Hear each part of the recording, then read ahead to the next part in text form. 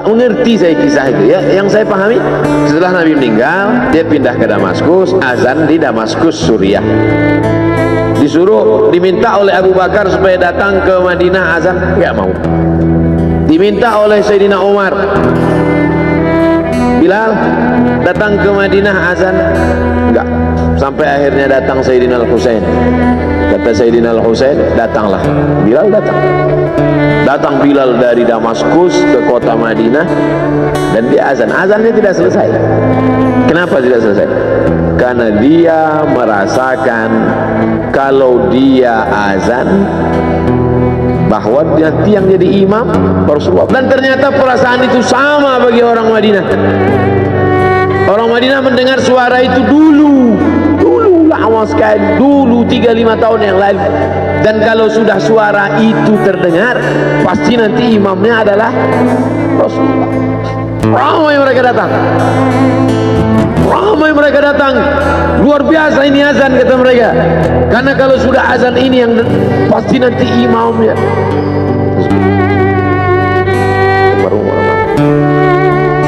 Al-Fatihah. Alhamdulillah.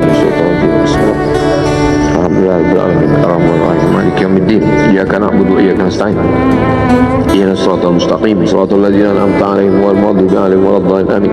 Allahumma ighfir lahu warhamhu wa'afihi wa'fu anhu wa akrim nuzulahu wa wasi' madkhalahu waghsilhu bil ma'i wal thalji wal barad wa naqqihi min al khataaya kama yunqqa thawbul abyad min ad-danas wa abdilhu daran khairan min darihi wa ahlan khairan min ahlihi wa qihi min fitnatil qabri wa 'adzabil nar.